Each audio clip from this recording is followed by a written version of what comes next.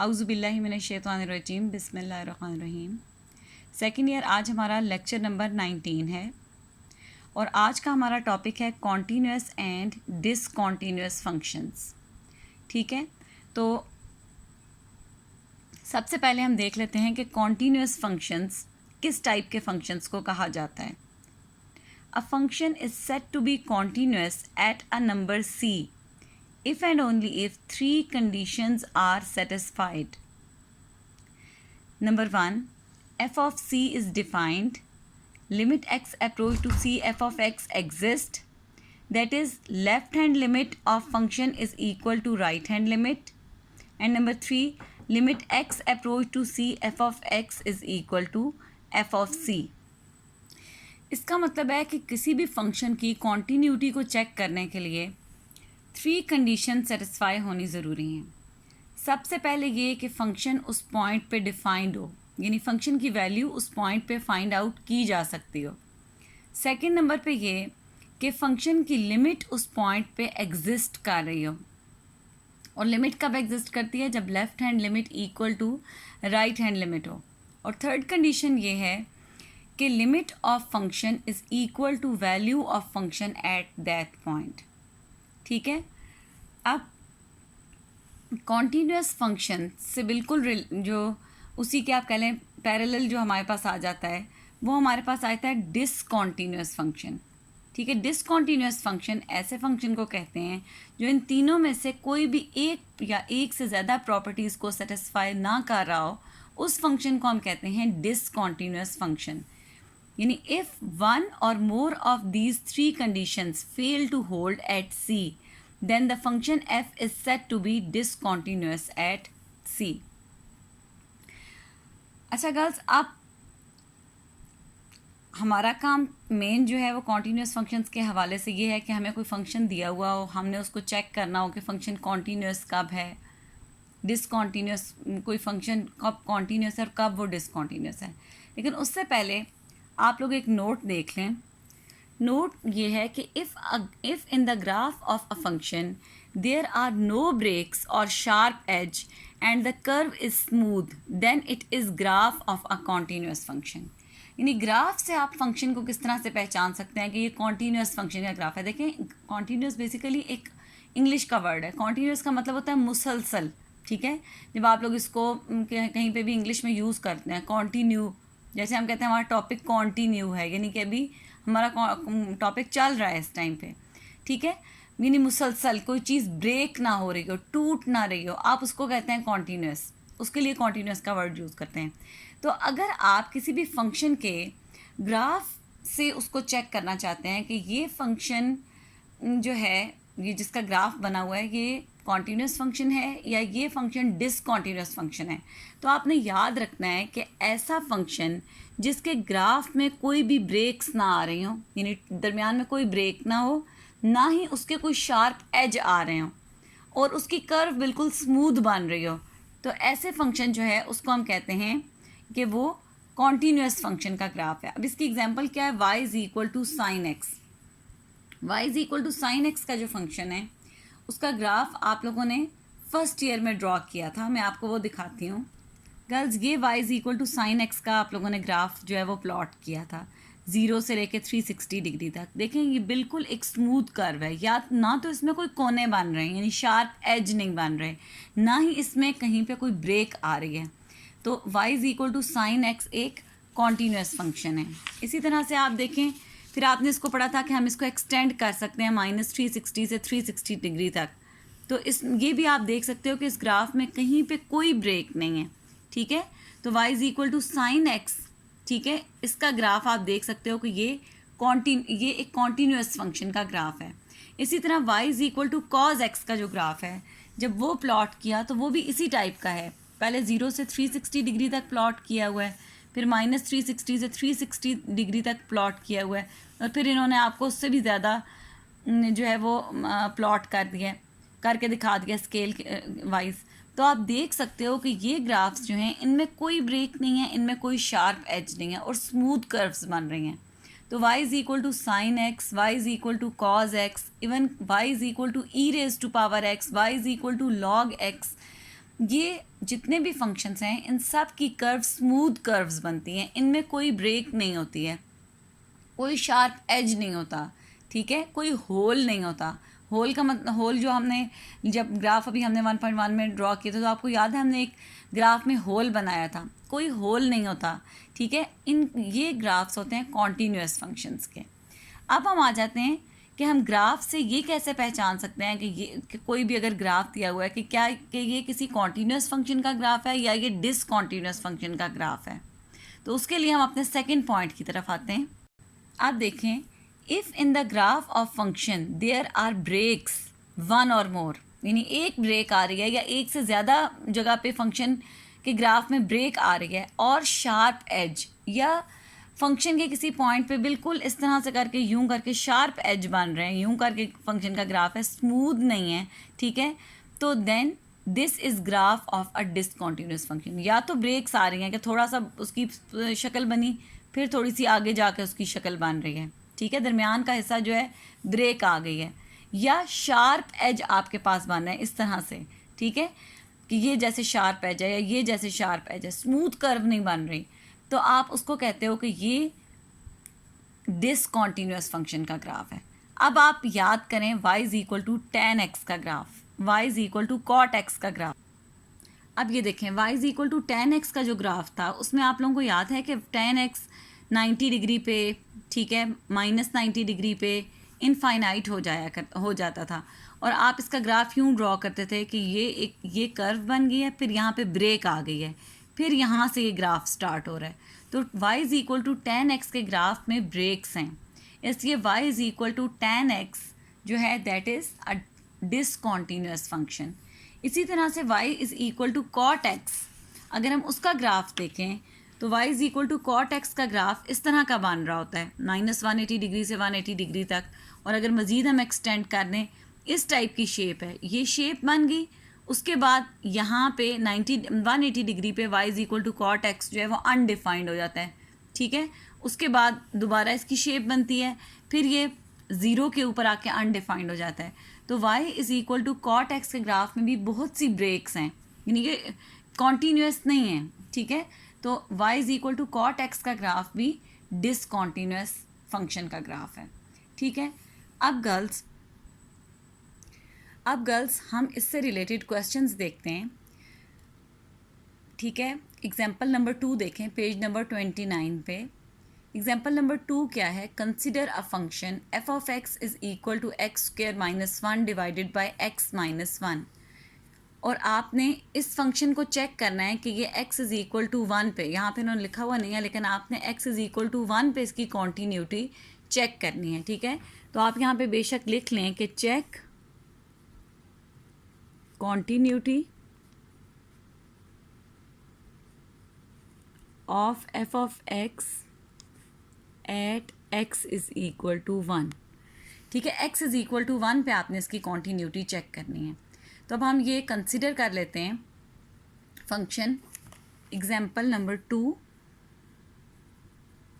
ठीक है, और f ऑफ x यहाँ पे आपको दिया हुआ है x square minus 1 by x minus 1, और आपने इसकी कॉन्टीन्यूटी चेक करनी है at x is equal to 2।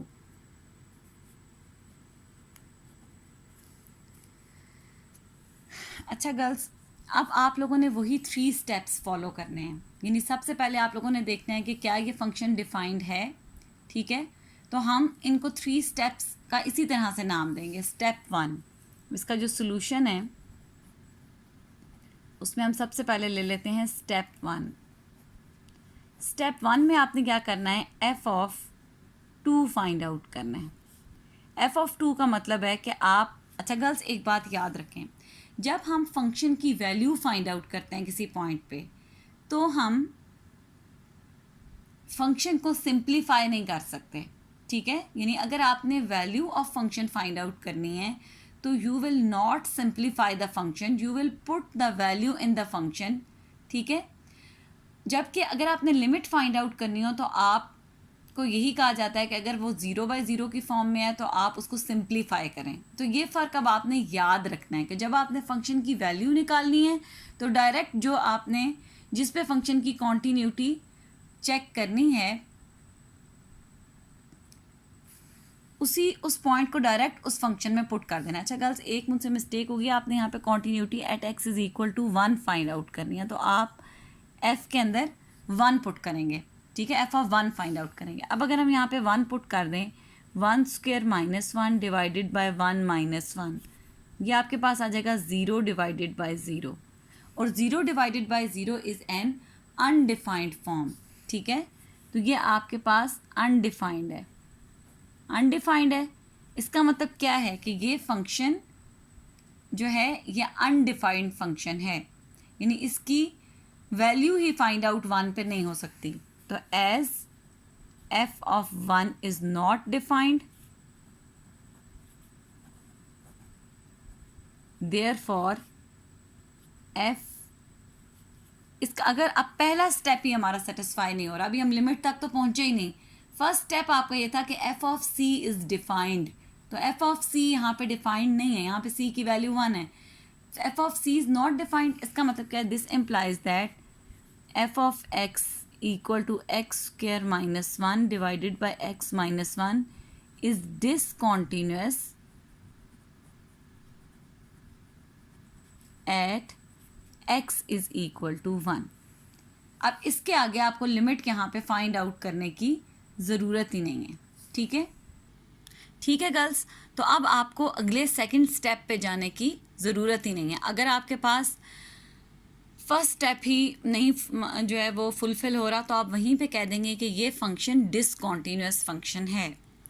अब गर्ल्स, हम आपकी जो असल में एग्जांपल हैं बुक की, एग्जांपल नंबर 2 के बाद एग्जांपल नंबर 3 की भी कॉन्टीन्यूटी से रिलेटेड है, फिर एग्जांपल नंबर 4 और एग्जांपल नंबर 5, ये चारों एग्जांपल्स जो हैं वो कॉन्टीन्यूटी से ही रिलेटेड हैं, ठीक है। तो मैं आपको एक्सरसाइज का क्वेश्चन ट्राई करवाती हूँ। आप लोगों ने ये करना है कि एग्जांपल ट्राई करके देखनी है।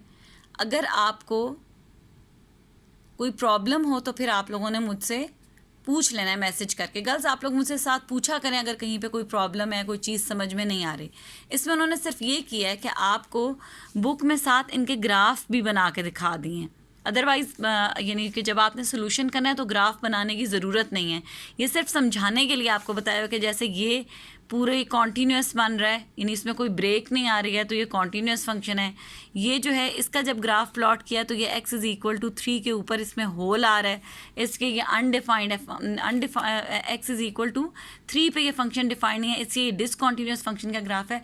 तो ये सिर्फ आपको समझाने के लिए ग्राफ साथ बनाए हुए हैं। असल में आप लोगों ने जो फाइंड आउट करना है उसके लिए आपने वो 3 स्टेप्स ही फॉलो करने हैं कॉन्टीन्यूटी के। तो गर्ल्स, हम फिर एक्सरसाइज देख लेते हैं।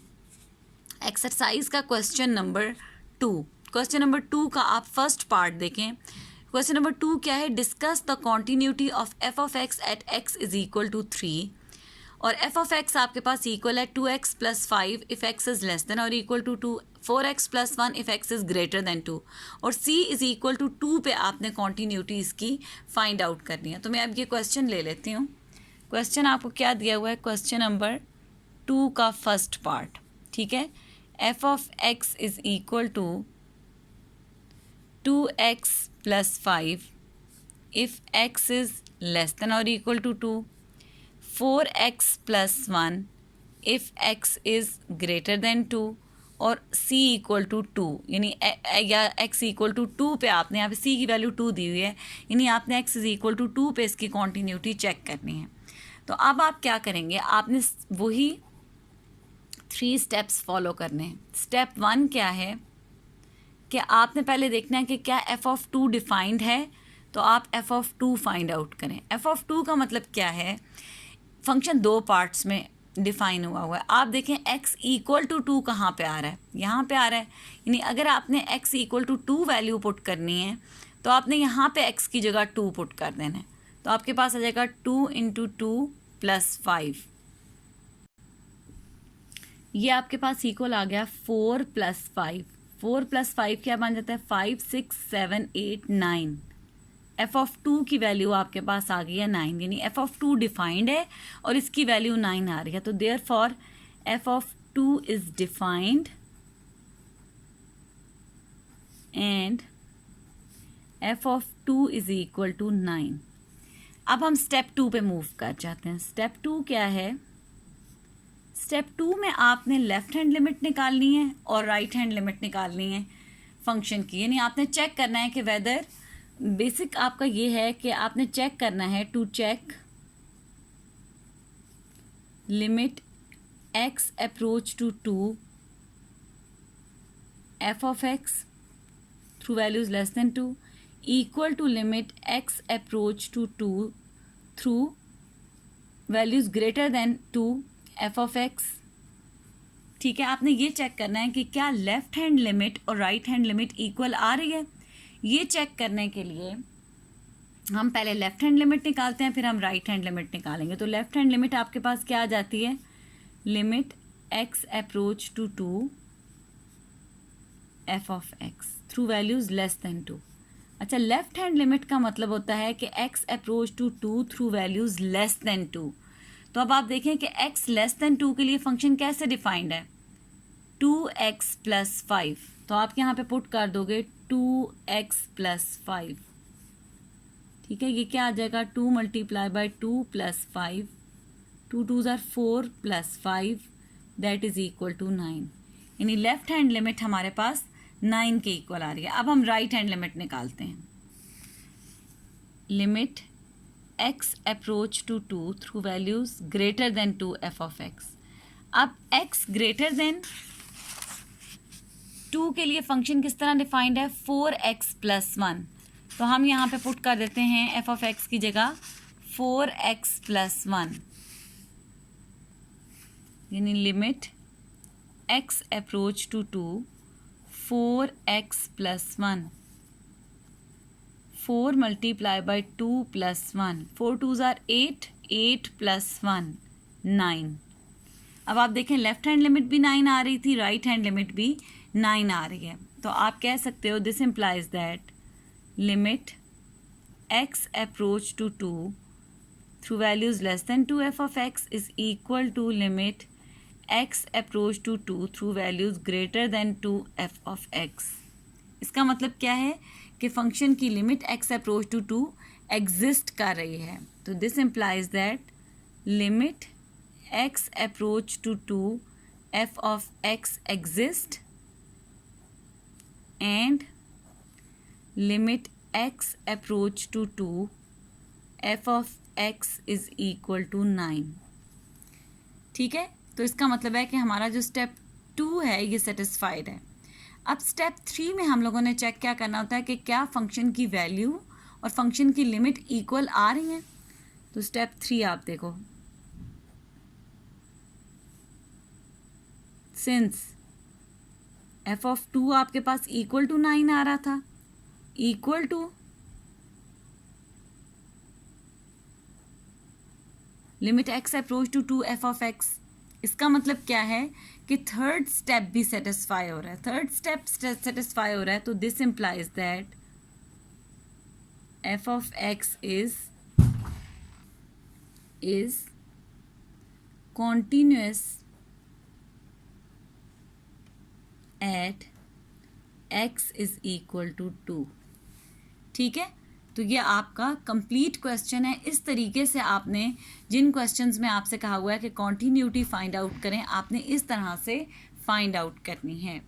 ठीक है, अब गर्ल्स अब फिर हम एक्सरसाइज की तरफ आते हैं। अब गर्ल्स देखें, जिस तरह मैंने आपको फर्स्ट पार्ट करवाया ऐसे ही आपने सेकेंड पार्ट करना है। इसमें आपने c इज इक्वल टू 1, इसके ऊपर आपने फाइंड आउट करनी है फंक्शन की कॉन्टीन्यूटी। ठीक है, और ये जो क्वेश्चन नंबर 3 आपको दिया हुआ है इसमें भी एक फंक्शन दिया हुआ है। इस फंक्शन को आपने 2 यानी x इक्वल टू 2 पे भी चेक करना है, x इज इक्वल टू -2 पे भी चेक करना है। तो आप करोगे ये कि पहले आप लिख दोगे continuity at x equal to 2 लिख के हेडिंग दे के, फिर आपने तीनों स्टेप x इक्वल टू 2 के लिए चेक करने हैं। ठीक है, फिर आपने नीचे लिख देना है कि 2 पे कॉन्टीन्यूस है या डिसकॉन्टीन्यूस है। यहाँ तक करके फिर दोबारा आपने लिखना है continuity at x equal to -2, फिर आपने तीनों ये स्टेप्स करने हैं, यानी एफ ऑफ -2 इज़ डिफाइंड, पहले चेक करोगे, लेफ्ट हैंड लिमिट और राइट हैंड लिमिट निकालेंगे, और फिर लास्ट में चेक करेंगे कि क्या लिमिट ऑफ फंक्शन और फंक्शन की वैल्यू इक्वल आ रहे हैं। ठीक है, तो इस सवाल में 3 में आप समझें 2 पार्ट्स हैं, यानी 2 पॉइंट्स पे आपने कॉन्टीन्यूटी को चेक करना है। ठीक है गर्ल्स, अब ये आप लोग कर सकते हैं। इसके बाद इससे नेक्स्ट क्वेश्चन पे आए। क्वेश्चन नंबर 4 जो है, इसमें आपको कहा हुआ है if f of x is equal to this x+2 if x is less than और equal to -1 c+2 if x is greater than -1 find c so that the limit exist x approach to -1 f of x exist. ठीक है, ये अब आप लोगों ने आप ये सवाल जो 4th, 5th और 6th एक दूसरे से बहुत मिलते जुलते हैं। 4th लिमिट से रिलेटेड है और 5 और 6 में कॉन्टीन्यूटी का कहा हुआ है। इसमें क्या है कि फंक्शन गिवन है कि उसकी लिमिट एग्जिस्ट करेगा क्वेश्चन नंबर 4 में, और उन्होंने कहा है कि c की वैल्यू निकालें। फंक्शन में एक c दिया हुआ है, उस c की वैल्यू आपने फाइंड आउट करनी है। तो अब आप इसको देखें, f ऑफ x आपको दिया हुआ है क्वेश्चन नंबर 4। ठीक है, f ऑफ x आपको दिया हुआ है equal to x+2 if x is less than और इक्वल टू -1, और c+2 if x is greater than -1। ठीक है, आपसे कहा हुआ है फाइंड c, और गिवन क्या है, इट इज़ गिवन दैट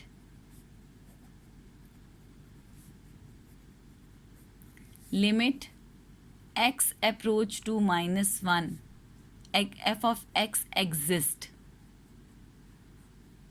ठीक है, अगर ये लिमिट एग्जिस्ट कर रही है, this implies that limit x approach to -1 through values less than -1 f of x is equal to limit x approach to -1 through values greater than -1 f of x।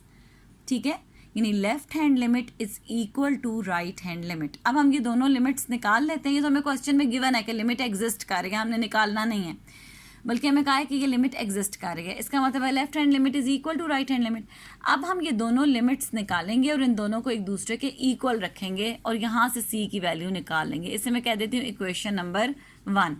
अब आप लोग पहले कर लें, पहले हम लेफ्ट हैंड लिमिट निकाल लेते हैं। फिर इक्वेशन 1 में इनकी वैल्यूज़ पुट करेंगे। Limit x approach to -1 to values less than -1 f of x। अच्छा, अब आप देखें, अगर x लेस देन -1 है तो उसकी वैल्यू है x+2, -1 + 2, -1 + 2 क्या बन जाता है 1। तो लेफ्ट हैंड लिमिट की वैल्यू आ रही है 1। अब हम राइट हैंड लिमिट निकालते हैं।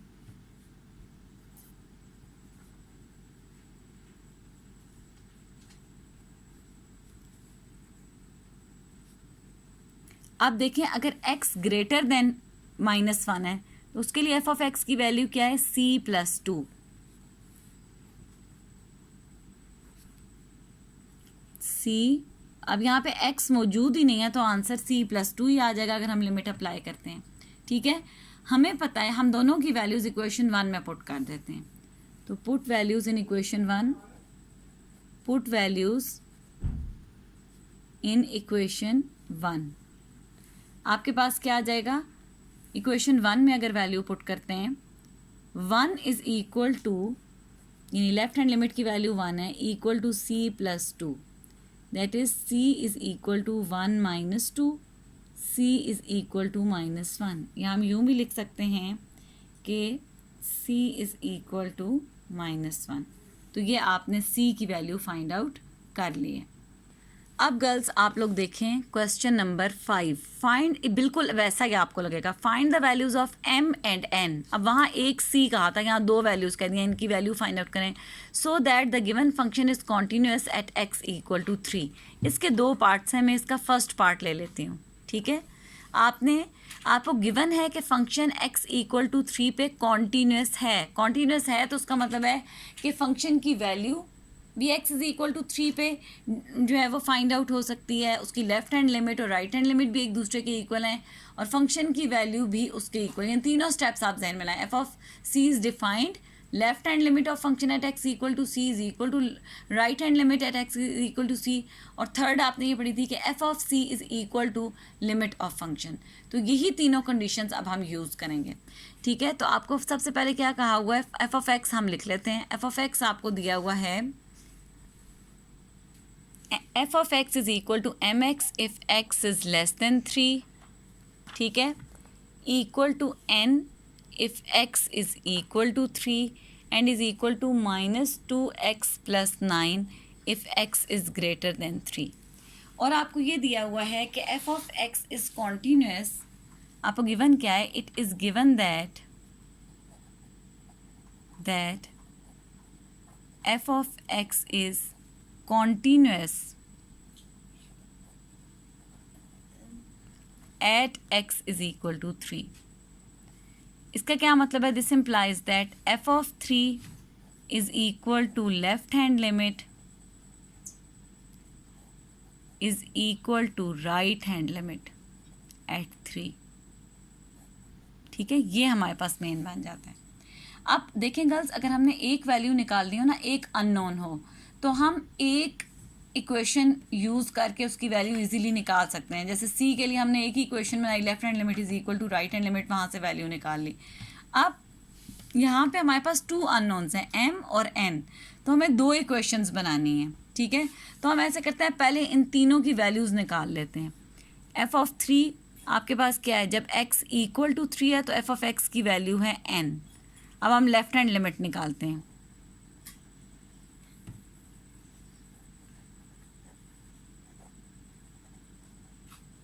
अब लेफ्ट हैंड लिमिट का मतलब है x लेस देन 3, तो एफ ऑफ एक्स क्या है, एम एक्स, यानी ये क्या बन जाएगा 3m। अगर मैं x की जगह 3 पुट कर दूँ, 3m। अब राइट हैंड लिमिट निकालते हैं।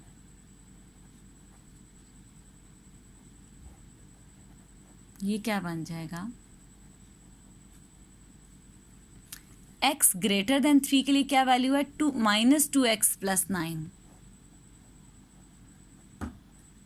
इसमें वैल्यू डाल दें, 3 -2 multiply by 3 plus 9, 3 2s are 6 plus 9 -6 plus 9 क्या बन जाता है, 6 7 8 9 3। ये आपके पास वैल्यूज़ आ गए। एफ ऑफ 3 एन आर है, लेफ्ट हैंड लिमिट इधर मैं लिख देती हूँ, एक आपके पास ये वैल्यू आ रही है एफ ऑफ 3, और एक आपके पास आ रही है लेफ्ट हैंड लिमिट, ठीक है, और एक आपके पास वैल्यू आ रही है राइट हैंड लिमिट की, limit x approach to 3 f of x, ये आपके पास आ रही है 3। अब हमें पता है कि ये तीनों वैल्यूज़, क्योंकि फंक्शन कॉन्टीन्यूअस है इसलिए ये तीनों वैल्यूज़ एक दूसरे के इक्वल होंगी। तो हम ऐसे करते हैं, पहले फर्स्ट और लास्ट वाली को एक दूसरे के इक्वल रखते हैं, तो आपके पास n की वैल्यू आ जाएगी। तो हम लिख लेते हैं कि as f of 3 is equal to limit x approach to 3 through positive values f of x, this implies that n is equal to 3। तो n की वैल्यू फाइंड आउट हो गई। अच्छा, अब m की वैल्यू निकालने के लिए हम क्या करते हैं कि लेफ्ट हैंड लिमिट और राइट हैंड लिमिट को इक्वल रख लेते हैं। Also as left hand limit is equal to right hand limit, इसका मतलब क्या है, this implies that left hand limit की वैल्यू क्या आ रही थी 3m और राइट हैंड लिमिट की वैल्यू क्या आ रही थी 3। तो दिस implies that अगर मैं 3 को यहाँ डिवाइड कर दूँ, m is equal to 3/3, that is m is equal to 1। तो आपने m और n दोनों की वैल्यूज़ फाइंड आउट कर ली हैं, ठीक है। अब जैसे हमने फिफ्थ का फर्स्ट पार्ट किया है उसी तरह से फिफ्थ का सेकंड पार्ट होगा, ठीक है। उसमें भी आपने m, उसमें सिर्फ m ही फाइंड आउट करना है, उसमें n कोई अननोन नहीं है, सिर्फ m ही निकालना है। तो आप को एक ही इक्वेशन चाहिए, चाहे तो आप लेफ्ट हैंड लिमिट और राइट हैंड लिमिट निकाल के उनको इक्वल रख लें, तब भी वैल्यू निकल आएगी। और बिल्कुल इसी तरह का क्वेश्चन नंबर 6 है, ठीक है। तो अब गर्ल्स आज का आपका होमवर्क ये है कि आपने एक्सरसाइज 1.4 कंप्लीट करनी है, यानी एक आपके पास 2 सवाल ये आपके पास हैं जो आप लोगों ने करने हैं, 5th का सेकंड पार्ट, 6th क्वेश्चन, और एक आप लोगों ने जो है क्वेश्चन नंबर 2 का एक पार्ट है, और क्वेश्चन नंबर, यानी कि ये 2 क्वेश्चन यहाँ पे 4 क्वेश्चन आपके पास एक्सरसाइज 1.4 के हैं। ये आप लोगों का होमवर्क है, ठीक है। और आप लोग ने ये एक्सरसाइज 1.4 आज कंप्लीट कर लेनी है। छोटी सी एक्सरसाइज है, मेरा ख्याल है इसमें कोई इतना ज़्यादा प्रॉब्लम नहीं है, इजी है। लेकिन ये है कि आप लोगों ने प्रॉपर जिस तरह से मैंने क्वेश्चंस करवाए हैं उसी तरह से आप लोगों ने स्टेप्स फॉलो करने हैं, ठीक है गर्ल्स। तो अब आपका मैं लिख देती हूँ कि होमवर्क क्या है। होमवर्क ये है कि कंप्लीट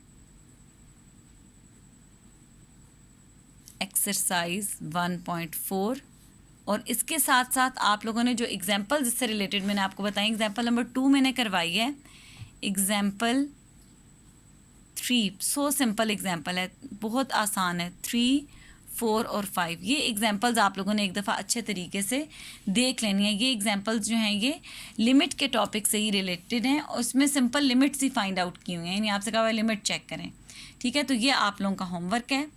अब आप अपना काम अच्छे तरीके से कंप्लीट कर लें। आप लोगों के पास एक छुट्टी भी है संडे की, तो अपना आराम से यहाँ तक अपना काम कंप्लीट कर लें, ठीक है गर्ल्स।